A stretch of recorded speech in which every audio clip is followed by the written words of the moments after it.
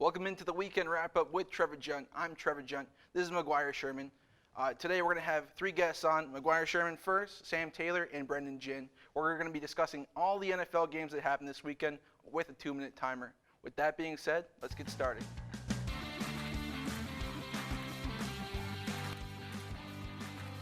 Okay, Maguire, so let's hop into your first game. What is your first game? I got the Chargers versus the Ravens. I was really surprised in this game, actually, going into it. What was your thought? The Chargers versus Ravens? Yes. Honestly, man, I was expecting a lot more from this game. I thought this would be maybe one of the games of the year, one of the most fun games that we'd seen. I was most excited about it for this weekend. I thought they should have flexed that game into the Sunday night spot and moved the Seahawks and Steelers game out of that because this game was so hyped up and so exciting. No, yeah, I agree totally. So the Ravens were coming off an outing where they looked pretty solid, right? Their offense was in full swing.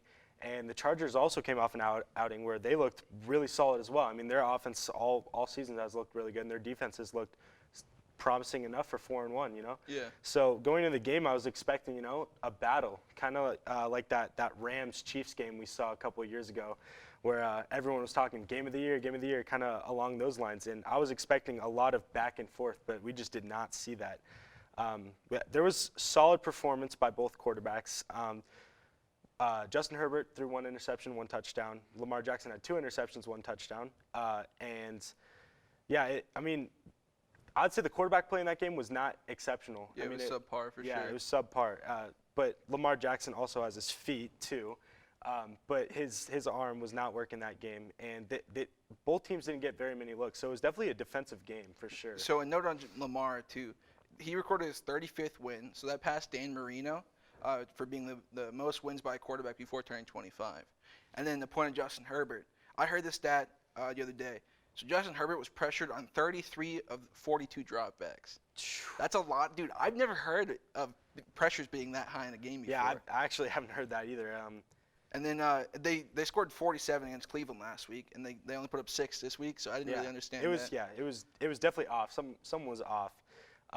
But yeah, even the receivers didn't do much. Like, let's say Keenan Allen even only had 5 receptions, and I think on 7 targets. I mean, he pulled in most of his catches, but didn't do much with the ball afterwards, like he usually does. And then the Chargers defense, man. So they have Chris Harris, Derwin James, Asante Samuel Jr. Their DBs look really good. The secondary looks good. But the front 7, I mean, there's Joey Bosa, and that's about it, to be honest. Their front 7 isn't that good. And then one more point on Baltimore before we move on to your next game. Baltimore, I thought, didn't play super well. What was your opinion on that? No, I did not think they played super well either. I think they had a very well-balanced run attack, but other than that, their passing game was very bad. And their defense, even at times, didn't look super sharp. And saying that, they won 34-6 against the Chargers. Exactly. So what does that mean? That means so much for the rest of the season, They're terrifying. Okay, your next game is Houston and Indianapolis? Yes, it is. Okay, let's go into that. So the score was 31-3, right? Yeah. And then what would you like to say about that game?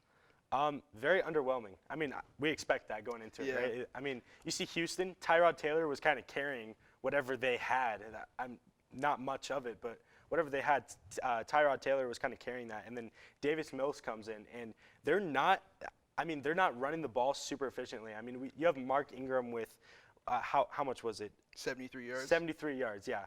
But even then, Davis Mills is still attempting 43 passes. You gotta balance your attack. I feel bad for Davis Mills. Yeah, man. He was up for failure. He was a 4th-round pick. Wasn't supposed to be a starter, and he's he's on one of the worst rosters in the league as well. I don't know. It feels unfair to him, in my opinion. Yeah, that's true. I mean, I've been okay with the way he's played so far. I mean, it's off and on. It's kind of like, he's solid. He's solid. He doesn't have anybody to throw to other than Brandon Cooks. I mean, sometimes you just catch him throwing it up to Brandon Cooks, a little prayer. But other than that, Carson Wentz on the other side of the ball played very, very well. And I think Carson Wentz is lucky in the sense that Davis Mills is not. Carson Wentz has a lot of weapons. He has T.Y. Hilton, who came back. He has. By the way, T.Y. Hilton against Houston is always like, if you're in fantasy, start him against Houston. Yeah, exactly. Every single year. And then you have Michael Pittman too, who's not necessarily like a number one wide receiver, but he'll put up numbers for you. Carson Wentz was 11 for 20 for 223 yards and 2 touchdowns. Yeah. That's 11 completions for 223 yards. That's pretty good. So coming into this game too, or I guess this season, I really liked the matchup of Frank Reich and Carson Wentz. Yeah. Them two together like really meshed, in Yeah. my opinion. Because like going back to the 2017 team on Philadelphia, Frank Reich was the offensive coordinator, and he helped get Wentz almost an MVP if he wouldn't have got injured. Yeah. And then they led him to the Super Bowl. I don't know. I just thought that mixture of the coach and the player was perfect. And then the AFC South, man, just for a second, the AFC South. Ooh, we talk about the NFC East, but the AFC South. The Colts are 2-4 right now, and if the Titans can't handle the Bills, then they'll be one game behind first place of that division at 2-4. Yeah, that's great, and the winner only needs 8 or 9 wins to win that division, in my opinion, I think. And then, okay, so let's just say this: if the Colts win the division, could they win this division, in your opinion? And if so, could they be feisty and make a little noise in the playoffs? I think they're going to have to do a little bit more. I think they're going to have to make a move at the trade deadline, because here's my thing with Indianapolis, right? They have a good defense, and they were showing good signs of where they were 2 years ago. They were showing some good plays against Houston here. Not that it's that hard, but they were showing something. But I think they have to make an attempt at getting some younger players on their defense. Their defense, if you think about it, it's kind of just a combined group of old guys mixed with one or two, younger guys. So I think they need the infusion of youth that everybody talks about in this league, and I think that's actually really important. Getting some players that are ready to go, jump at it, So I think that's really what they're missing on the defensive side. And if their defense plays that well and gives their offense opportunities, sets them up well, I think Carson Wentz could get the job done. I agree. I concur. And then your last game was Seattle and Pittsburgh. Yeah, this game. Oh man. This game. So like you were saying earlier, this game probably should have been flexed out of the Sunday night game.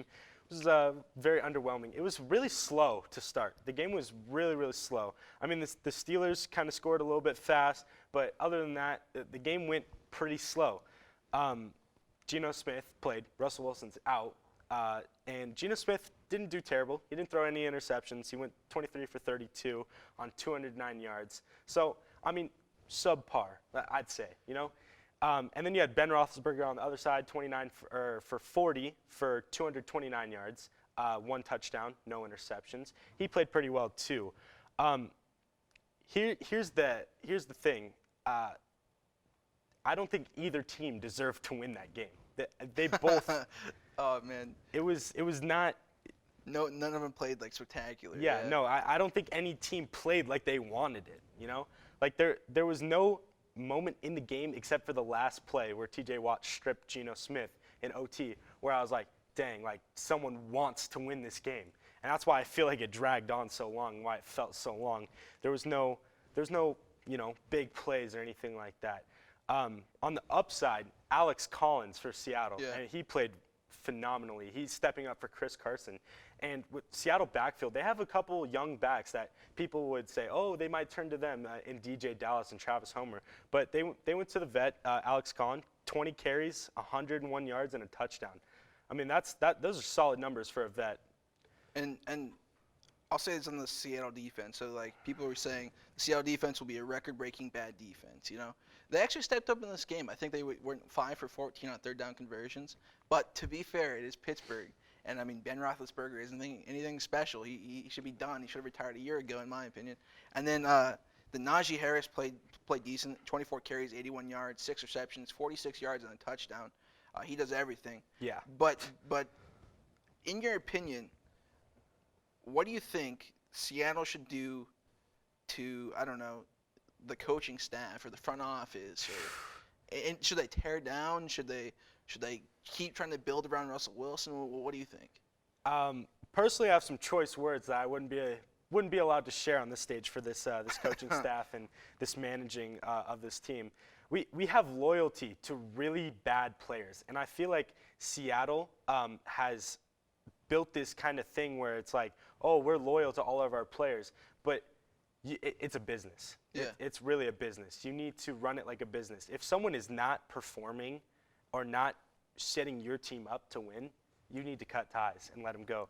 And because of that, I feel like we've strung along some players and some ideas, honestly, too. Like, this league is transforming. This is a pass-heavy league now. There's only a couple teams that will run down your throat, and that they have very, very well thought out run attacks, and they all have very good O-lines. Seattle is not one of those teams, but they constantly, their first go is to run.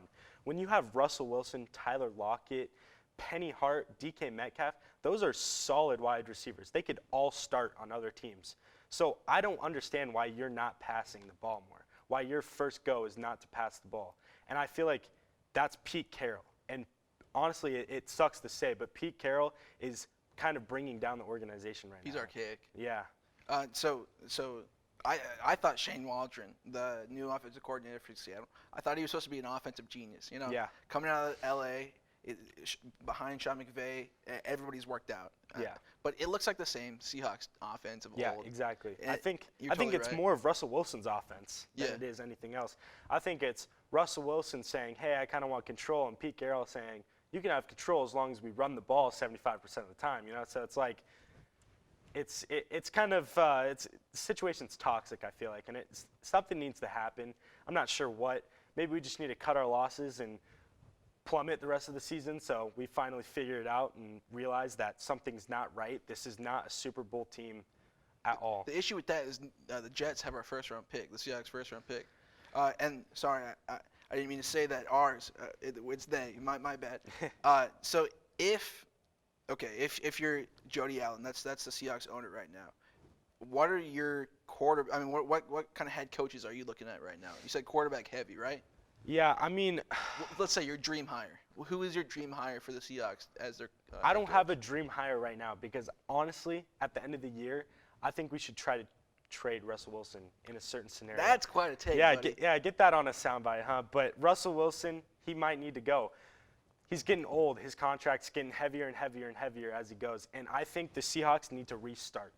I mean, if you think about the Super Bowl run that we had, we were defense heavy, very, very defense heavy. We had all of our big names on our defense, and we got really, really, really lucky with a good, solid quarterback that could carry our offense into the Super Bowl, right? But really, if you think about it, it was the defense. So we need to get back to the thought that we need to put a lot more money into the defense than we do the offense, because that's really what wins games in the National Football League. Okay, I'll say this too before we move on to my game. My dream hire is Lincoln Riley, the guy from Oklahoma. Oh, yeah. I don't know. He's getting paid a lot at Oklahoma, and I don't know how much he'd want to move, but I'd love to have him because I don't think we should get rid of Russ. I think Russ is the team. Obviously, we're kind of like seeing that. But yeah, Lincoln Riley would be so much fun. And then so the game that I have is Miami versus Jacksonville, and what a game this was. This was quite fun, to be honest. It happened in London. The fans in London are always just incredible. Yeah, I agree. It's an atmosphere that's like almost unmatched. Almost like it's like the Super Bowl. That's what I would say. That's fair, yeah. And it's funny because it was these two terrible teams, Miami and Jacksonville. I mean, they just had the Falcons and Jets last week, and now they have Miami and Jacksonville this week. So I kind of feel bad for them in that point. But the Jacksonville Jaguars won their first game on Sunday. They snapped almost a 400-day streak. It was 399 days since their last win, and it was a 20-game losing streak. Yeah. But nobody on Jacksonville really played like incredible or was a huge difference maker. Trevor Lawrence played like I don't know. He played good. Not terrible. Well, he put up good numbers for sure. I mean, 25 for 41 for 319 yards and a touchdown. Yeah. I mean, that's pretty solid for a rookie quarterback. He also had a fumble though. But yeah. And then Matthew Wright. So Matthew Wright was their kicker. He was a software engineer a month ago. He had on his LinkedIn, he was a software engineer. He told Trevor Lawrence that. And then he came in and got the chance to kick for Jacksonville. They were 0-4 on field goal attempts this season. He comes in 3 for 3 and kicks 2 50-yarders along with the one to win the game. That's just an awesome story, and it's incredible. Yeah, I mean, kickers are really gold in this league. They are. They're man. very They're undervalued, but they're very important. They're Yeah. very important. And then so could Jacksonville, could this be the start of a new era? Or could Urban Meyer turn them around? Could Trevor Lawrence start to be a star right now? What do you think? No. Yeah. Point blank, no. Yeah, Trevor Lawrence, he might be good. He might, thrown 320 yards, but he doesn't have the supporting cast. I mean, DJ Chark is his number 1 wide receiver. He's a third wide receiver option on most teams, in my opinion. He's fast, he's tall, but he lacks route running. He lacks, just overall game intelligence. But also, when you have a running back like James Robinson and Travis Etienne, he's hurt, but when you have a solid running back room, and you're just trying to throw it with your rookie quarterback, you're not building a good foundation for your rookie quarterback. So I don't think they're going to succeed in the future. And then diving into Miami. Miami might be the most disappointing team in the league. Yeah. They were supposed to be good. If you told me a few months ago that Miami would be 5-1 going into the season, I'd be like, okay, that makes sense. Yeah. Brian Flores is a good defense. He's built a good team. But man, this is like some of the worst game management I've ever seen. The game was going into overtime, but on the last drive, Flores called a timeout with 5 seconds left. He wanted Jacksonville to punt it. Jacksonville said no, and Miami thought they were just going to throw up a Hail Mary, chuck it up, but they decided to do a quick pass. Trevor Lawrence hit a guy, got the first down, and they were able to kick the field goal to win the game. To win the game. And I don't know, it was just falling apart by Brian Flores. It was awful, man. And then Tua played well. He played well. And then Chris Greer and Brian Flores. Chris Greer is the GM of the Dolphins. I think they're both in trouble. They're on the hot seat. What do you think about these guys, and how much time should they be given to try to rebuild the team, I guess? I think they need to sign Ryan Fitzpatrick. I mean, if you think about it, that was really their key to success early on last year was Ryan Fitzpatrick. I mean, he's not amazing. He's kind of washed, but he put up solid numbers. But aside from that, Tua is just not. He's not an elite quarterback. He hasn't shown glimpses of being an elite quarterback. I mean, here and there you see a couple, really amazing throws, but you'll see that with any quarterback in the NFL. But he hasn't shown the elite status. To be a quarterback, there's only 32 starting spots. So you got to show some really elite status to be able to survive in this league. And he hasn't shown anything super impressive. So I think maybe give him another year to the end of the year, maybe see if he develops at all. And then possibly get him some weapons in the draft. But if that doesn't go well, then it's time to start moving on. So it's a tough situation there, but trade for Deshaun Watson or sign somebody for agency, draft somebody? What do you think? I think after this year, there's going to be quite a few quarterbacks that might be available. I mean, we're talking maybe Aaron Rodgers, all this kind of stuff. So maybe try to put your name out there to a big name quarterback and land them. And then one more point on Miami. So they don't have their first round pick right now. They traded that to the Eagles. They had the choice to give the 49ers pick to the Eagles or give their own pick to the Eagles, and they went with their own pick. And that is a top 5 pick right now. Yeah. So they're banking on their own success, and it did not go well for them. It did not pay off. Nope. So, Maguire, thank you for coming on the show. Maguire, your ad is at SHERMAG_24, so Shermag_24. Yep. Thank you for coming on the show, man. You did a great job, and I enjoyed talking football with you. So yeah, appreciate it. Thank you for having me on. Let's do a hard cut in 3, 2, 1. Welcome back to the Weekend Wrap-Up with Trevor Junt. I'm Trevor Junt. This is Sam Taylor. His social media handle is BatSam155. Sam, let's jump into your first game. All right, so we're going to talk first about the classic NFC North divisional rivalry between the Green Bay Packers and the Chicago Bears. The Packers beat the Bears and came out of this one 24-13. It was a very, very close game for most of it. That's true. And the let's see, Aaron Rodgers, of course, exhibited some pretty fiery passion with that classic "I still own you" line shouted into the Chicago stands. That was a lot of fun, to be honest. Him being emotional and stuff. Also, what people should take into consideration is I think he wants to be gone from Green Bay at the end of the season. Yeah. So this might be the last time that he's in Chicago as a Green Bay Packer. So I don't know. That changes it a bit for me. I was like, oh, that's a little bit tacky at the start, and then I was like, no, that's actually pretty cool. Yeah. You know, and he's also right. Like he owns them. He always beats them. And then Chicago fought hard during this game too. Their defense kept Green Bay a little scoring at like 17 points in the third quarter, at the end of the third quarter. But their offense couldn't explode. I think Matt Nagy's holding their offensive back. Matt Nagy will probably be gone after this offseason. Justin Fields, David Montgomery, possibly Allen Robinson if he stays from free agency. Darnell Mooney, they'll be explosive, and I think they'll be good. Oh yeah. So, okay, let's say Green Bay. Is this really Aaron Rodgers' last year in Green Bay, and how far do you think they can go this year? I think this is Aaron Rodgers' last year in Green Bay, just because of all the kind of stress between the front office and him, and the fact that the only offensive player they've drafted in the past decade has been Jordan Love as backup quarterback, and so I think Rodgers definitely leaves, and of course after this season. But I think the Packers go on a valid run. I think the Cowboys are probably going to be their largest obstacle to getting there. Obviously, they've made it to the NFC Championship 5-6 times in the past decade, and they've only gotten past that point into the Super Bowl once 10 years ago. So I think if they can keep playing like they're playing, putting it all together, I think they can get to that Super Bowl. Okay.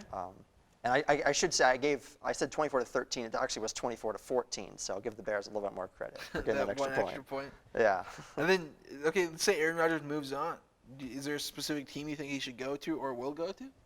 Since he grew up in the Bay Area and attended California, I'd love to see him on the 49ers. Well, the Seahawks fan in me would not love to see him on the 49ers, but the wider NFL fan in me would love to see him on the 49ers with that kind of homecoming crowd to the Bay Area. Okay. I think like the Broncos would be a good matchup for him. Maybe Pittsburgh as well. Oh, definitely. Teams like that'd be terrifying to see him on. You know. Yeah. I wouldn't want to face that. And then what's your next game? So next game is the Minnesota Vikings and the Carolina Panthers. What a game. Yeah, what a game. This was a back-and-forth overtime contest. The Vikings came out on top 34-28, but not after quite the battle. After quite the battle, Kirk Cousins had a great game for the Vikings, completing 33 passes for 373 yards and 3 touchdowns against what was at the time the league's leading passing defense in the Panthers. He spread the ball around pretty well to about 6 or 7 different wideouts, or different receivers in general. And they each picked up quite a bit of yardage. Adam Thielen had 11 catches for 126 yards. Justin Jefferson, 8 for 80. KJ Osborne, 6 for 78, including the game winner in overtime. Yeah. That was cool to throw the helmet, awesome. too. The homage to Stephon Diggs. Yeah. Yeah. And then this is a cool stat that I heard as well. So only him and Aaron Rodgers have 11 games or more of 3 touchdowns and no interceptions in the past 2 years. Wow. So I don't think he is the problem in Minnesota if they have issues. I think it's more upper, like Mike Zimmer is more of an issue than Kirk Cousins. Yeah. Totally. And then, dude, Vikings football is so chaotic. I don't know if you've noticed that, but the past just whole season.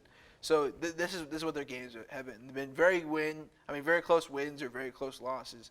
27-24 loss in overtime to Cincinnati. 34-33 loss to Arizona on a missed kick. 30-17 win against Seattle, which was close until the end of the game. 14-7 loss to Cleveland in a very close game, and 19-17 win in the final seconds of overtime versus Detroit. And then in this overtime thriller, I think I have that wrong actually. I'm not sure. Let's see. My bad, buddy.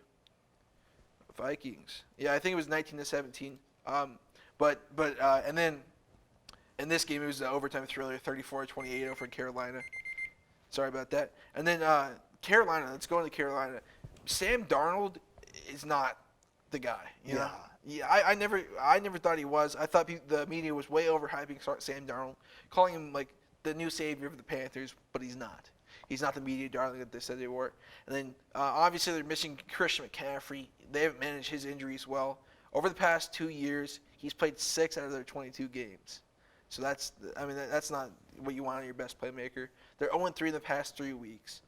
So can Minnesota? We're going back to Minnesota. Can Minnesota sneak into the playoffs and be contenders, in your opinion? I think they can. If we look at the other contenders in the NFC, they're currently, if the season were to end today, they'd be in the playoffs as the 7th seed in the second year that the NFL is using the 7-seed system per conference. So they're the 3rd best team that's not leading their division right now. They have, in their own division, they've got the Bears to contend with. And throughout the conference, they've got the Saints and the Rams. They're probably not catching the Rams. The Rams and Cardinals are going to be head-to-head, I think, the whole year. Yeah.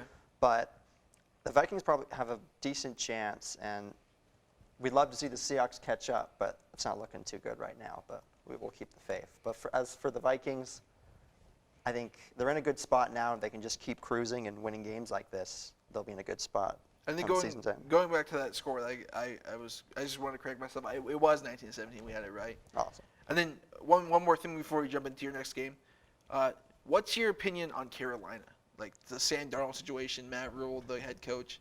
Do you think they can turn around? Do you think they're contenders at all? What do you think? I think they've shown quite a bit of promise. Their defense was, I'm not sure if it still is, but it was the leading passing defense going into that game. They obviously got ripped apart. Is it yards-wise? Yards-wise, yeah. Okay. They got ripped apart by Minnesota, and they got ripped apart by Dallas. So against like the top or mid to top tier teams that they've faced so far, or at least those two, they've not done really well. I think because they have Christian McCaffrey, and McCaffrey's been out for a few weeks, and so he changes that offense. Yeah. And I think a healthy McCaffrey and their running back Herbert, who scored his first touchdown of his career. Chuba Hubbard, yeah. Yeah, Chuba Hubbard. They've got the pieces. It's just a matter of, I think, plugging a few more guys in there in the next few seasons, and I think management should stick with the core they've got for the time being. Okay. And then your next game is Las Vegas and Denver? Yeah, and so this was another exciting one. The Raiders beat the Broncos 34-24. Now, although Denver did not hold a lead at any point during this game, they did tie it up early, but they did not hold a lead. It was still an exciting divisional matchup.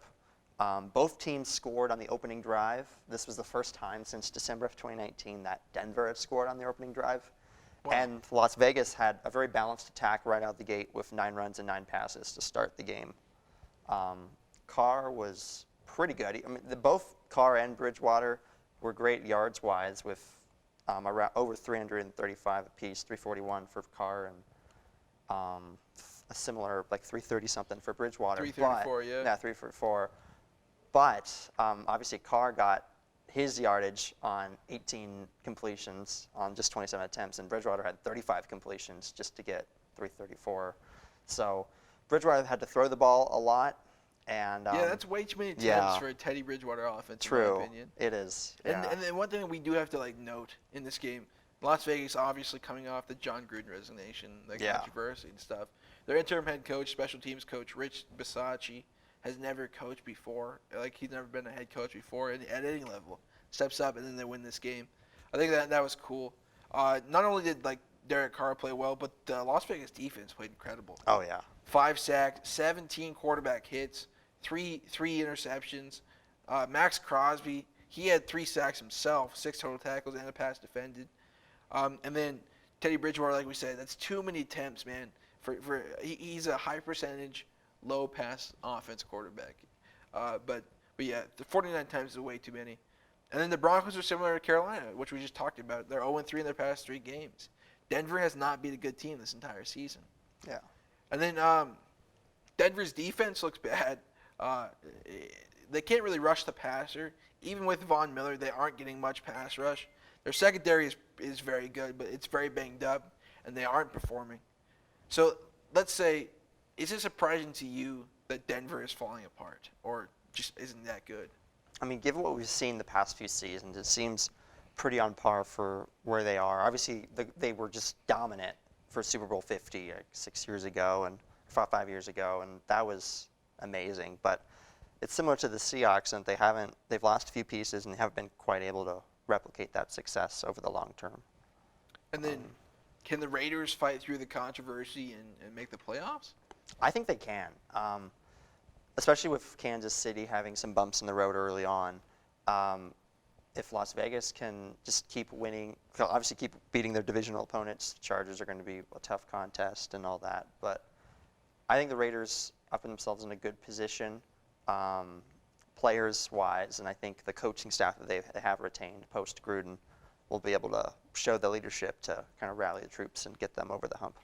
Yeah, I mean, people are like acting like John Gruden was a bad coach. Yes, he said bad stuff and he's been a bad man, but he was a good coach and helped coach Vegas and build Vegas, and they're a good team even without him. True. So that's nice to see. And then your last game, we went through all your games. Is that right? That's correct. So let's go into my game. It's a Kansas City versus the Washington football team. So Kansas City, they won this game but did not look very good. Turnover city in Kansas City. Yeah. I mean, 3 total turnovers. Patrick Mahomes went 32 for 47 with 397 yards, 2 touchdowns but 2 interceptions. He had some pretty ugly plays. One pick that bounced off of Tyreek's hands, which wasn't his fault. And then the second pick was, did you see that play, the ugly play of Patrick Mahomes? Yeah. Man, it was a botched snap. He like rolls around and he tries to toss it up, just chucks it straight in the air for some reason. I don't know why. And then it was picked off. It was probably the worst play I've ever seen from Patrick Mahomes. Yeah. This season, Kansas City has turned the ball over 10 times in opponent territory, 14 overall this season, and Mahomes has 8 interceptions. And then the Washington football team, their defense is horrid. They were supposed to be like a top 3 in the league, top 5 in the league, but they just haven't been good. They allowed 506 total yards on Sunday, allowing 31 points as well. And then let's go to Kansas City again. So I think it's ridiculous for people to say that the league has figured out Patrick Mahomes. I don't think there is a way to figure out Patrick Mahomes. Nobody has figured him out. Kansas City is still the first in the league in yards and points per drive. It's still the first half of the season. They're going through their struggles. But I have faith in Mahomes and Reed to figure it out. Do you have faith in Kansas City to figure it out, and why or why not?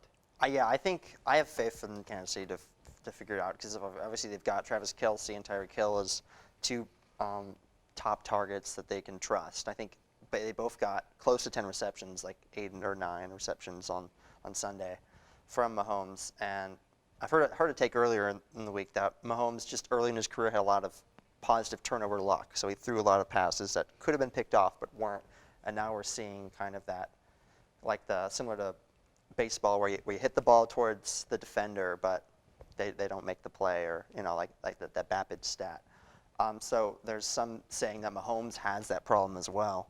That doesn't change the fact that he's still a really good quarterback, and I think is still young and growing and developing. And I think with his leadership and with Andy Reid's leadership, the Chiefs will figure it out. Yeah. Yeah. I'd agree. And then going back to the Washington football team, we talked about how bad their defense is. I think it's unfair for them to rely on Taylor Heineke. He's a good backup quarterback. He's a solid. He's a bottom tier starter, but still, I think it's unfair when the defense can't continue the team that they expect him to keep up with their defense. With the other team's offense. I don't think he's capable. He didn't have a bad game. He went 24 for 39, 182 yards, a touchdown, and an interception. That's not a bad game, but I just think it's unfair. This might be one of the worst teams in the league, to be honest. Yeah. So what's wrong with the Washington football team or Ron Rivera or Jack Del Rio? What's your opinion on them? Well, I think if we look at their, they don't have a lot of playmakers on their team. They have some young guys who have shown promise. Terry McLaughlin and Terry McLaurin is very good. Yeah. Yeah. And Antonio Gibson as well, like Tony you were going to Gibson, say. Yeah. But he got injured. So. He hurt his calf in this game, I believe. True, yeah. The offense revolves around him quite a bit, but still, I think it's more on their defense, to be honest. It's tough. It doesn't really make sense because they have a pretty stacked defense, in my opinion. It just is not working out. Yeah. Okay, and then let's ask one more question. Okay, Sure. Kansas City. I think they're 3-3 right now. Can they win the Super Bowl? I think, considering they've been the past 2 years, there's not a lot of teams that are able to get there 3 times in a row. I don't know the exact number. Was it the Dolphins that did it once, or actually, no, I don't think so at all. Yeah. And then even the Patriots didn't do it. Yeah, I mean the Bills got there 4 times and lost each time, but it's a really stacked league, and the AFC is, even in their own division, Raiders, Chargers, at least early on, have looked promising. Sans this past week for the Chargers, but we'll see how it goes and where they are in the seeding, because if they're able to win their division, I think obviously they've got a remarkably great, better chance of going the distance than if they get stuck with like a 5th seed wild card.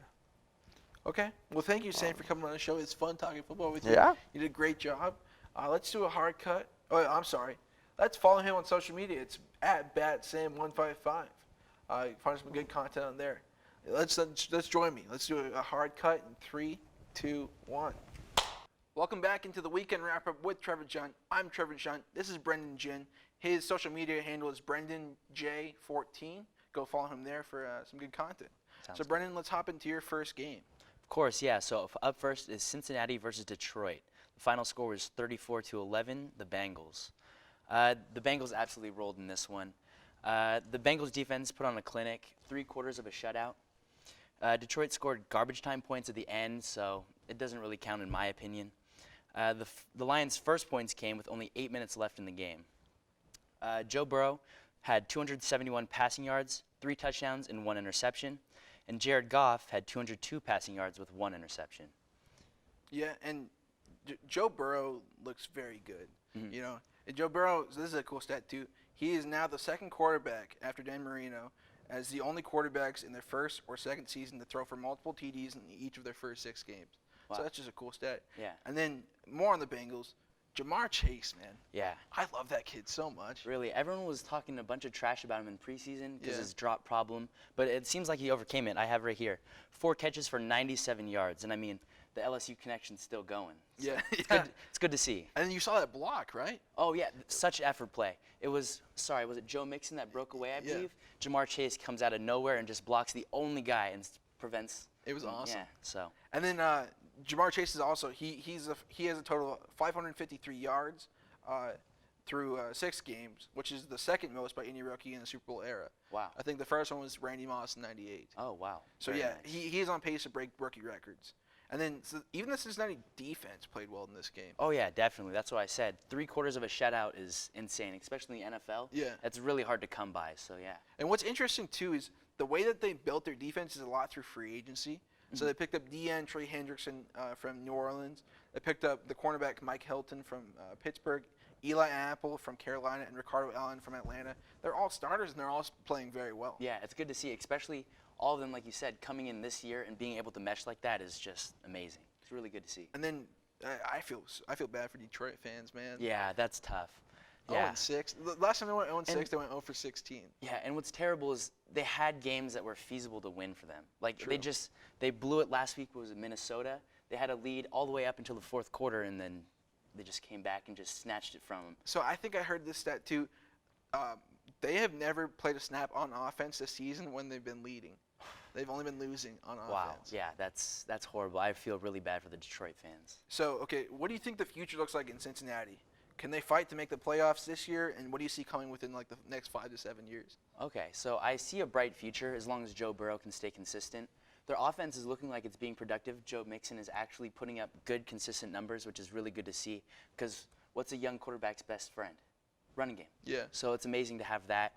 As long as they, like I said, keep up the consistency on offense, and the defense is actually showing out this year. I mean, granted, it's the Lions, but I think they had other good games. Minnesota game, they had a few stops too in clutch times, so it's really good to see. I think, like you said, the future could be bright. Okay, and then what is your next game? Next up, I have the Los Angeles Rams versus the New York Giants. The Rams won 38-11, and this was another blowout. The Rams allowed 1 field goal in the first quarter, which came in 6 minutes in, but then they didn't allow another score until 6 minutes left in the 4th quarter. Matt Stafford threw for 251 yards, 4 touchdowns, and 1 interception. I really liked Cooper Kupp this game. He had nine catches, 130 receiving yards, and 2 touchdowns. He also went to Eastern Washington, so represent around here, you know? Yep, good to see. And Daniel Jones threw for 241 passing yards and 3 interceptions. Yeah. And his passer rating was 44.7. Yeah, not good. So also a note on Cooper Kupp.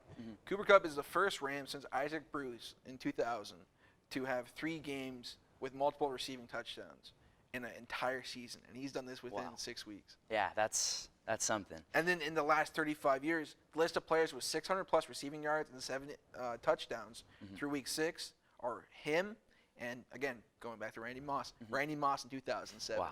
So Yeah. he's on pace to break some records, and he's looking awesome with Matthew Stafford. Yeah, Matthew Stafford this edition on the offseason is huge. I mean, granted, we just talked about the Lions. Jared Goff, not the greatest quarterback.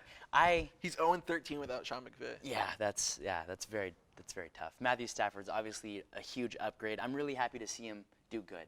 I mean, coming from the Lions, the organization, I'm really happy to see him succeed in football nowadays. It's good to root for him. He's a good man. And then a plus of this game, you know what scoregami is?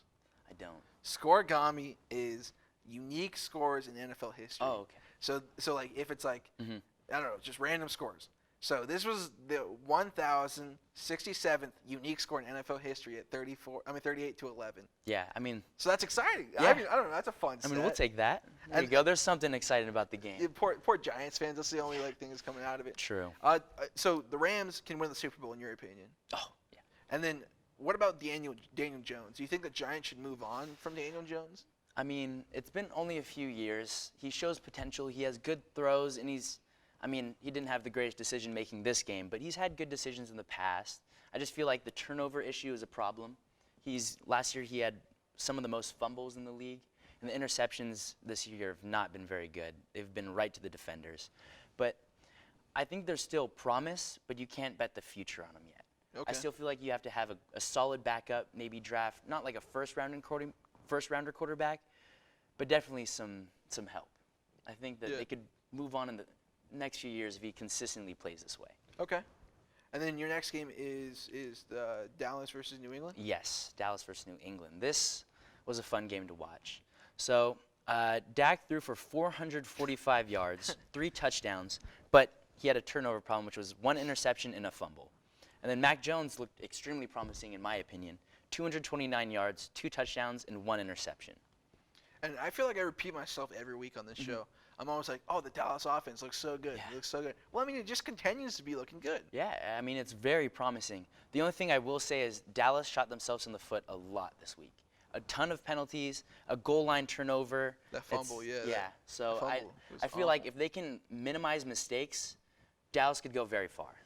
And then let's go back to Trevon Diggs. Yes. So he's looking like a defensive player of the year as a corner. 7 interceptions through 6 games. And That's wild. And almost a game-saving interception, which was very clutch at the very end of the game, which I wrote here. And he has 2 touchdowns on the season as well. Yeah, it's amazing. So yeah, Mac Jones came onto the field at the end of the 4th quarter to try and end the game. There was, I believe, 3 or 4 minutes left on the clock, and all they had to do was get a few more first downs just to seal the deal.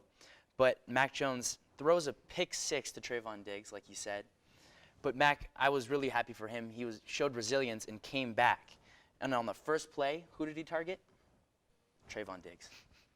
Dude, the thing is, Trevon Diggs is getting a lot of these picks.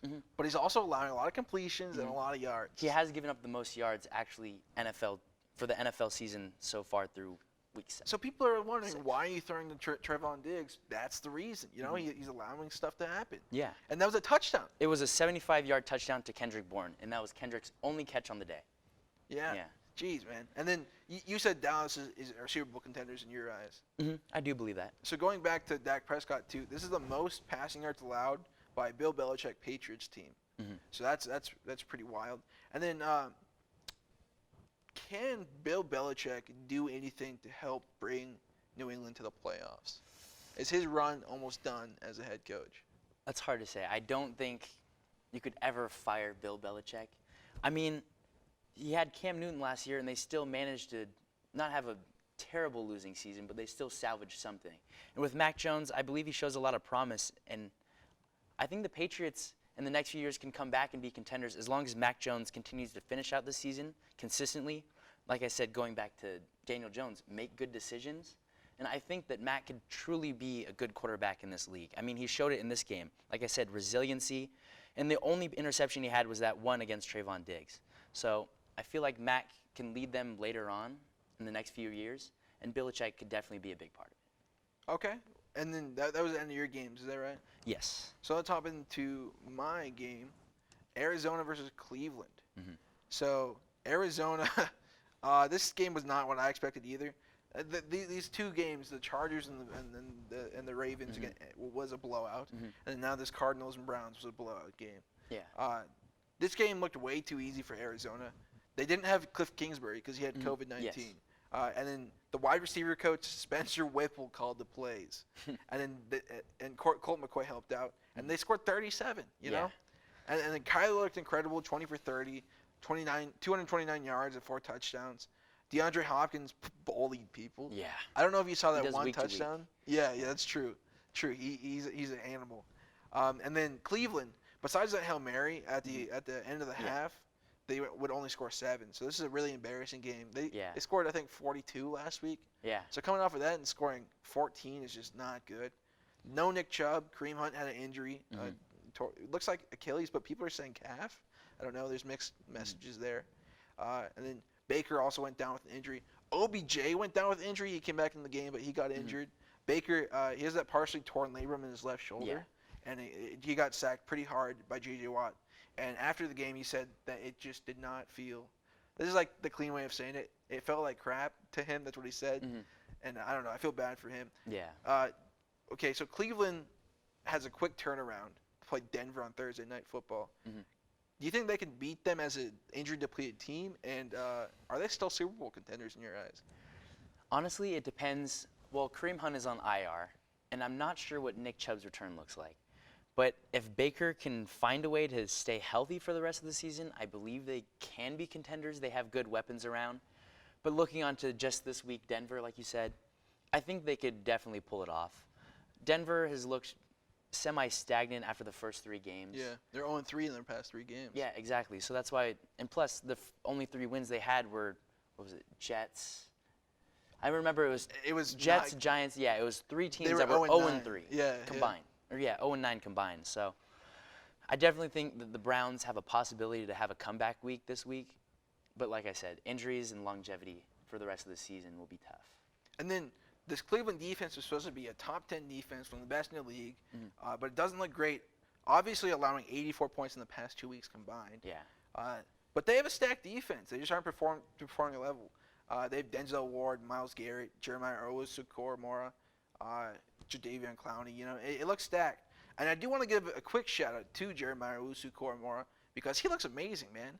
He's a new linebacker they drafted, and he looks like a potential defensive rookie of the year candidate. And then one more thing on Arizona before we finish. So Arizona is 6-0 again for the first time since 1974. That's when they were the St. Louis Cardinals, and they went 7-0. So how threatened do you think should the NFL be of the Arizona Cardinals? I know that you're a Niners fan, right? I am. I'm a Seahawks fan, and I'm terrified. Yeah, definitely. With Cliff Kingsbury, they put him in the same category as Shanahan and the Rams coach, and he's an offensive genius. I mean, obviously it's showing this year that, this week aside, they've been putting up consistent points. They've been one of the best in the league. Kyler is playing almost at MVP level. Yeah, he could be the MVP. We have to see, but I think Vegas has him as the number 2 right now. Oh, okay, yeah. But like I said, Cardinals are very scary. Their defense is starting to come together. Isaiah Simmons played pretty well. But yeah, if their offense stays this productive, there's not much you can do. And I don't blame the Browns defense for that.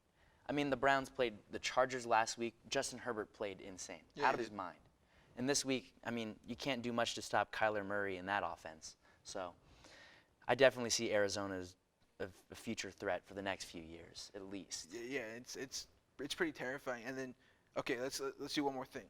Josh Allen, Kyler Murray, Justin Herbert. If you have to pick from one of those 3, who would you want as your franchise quarterback?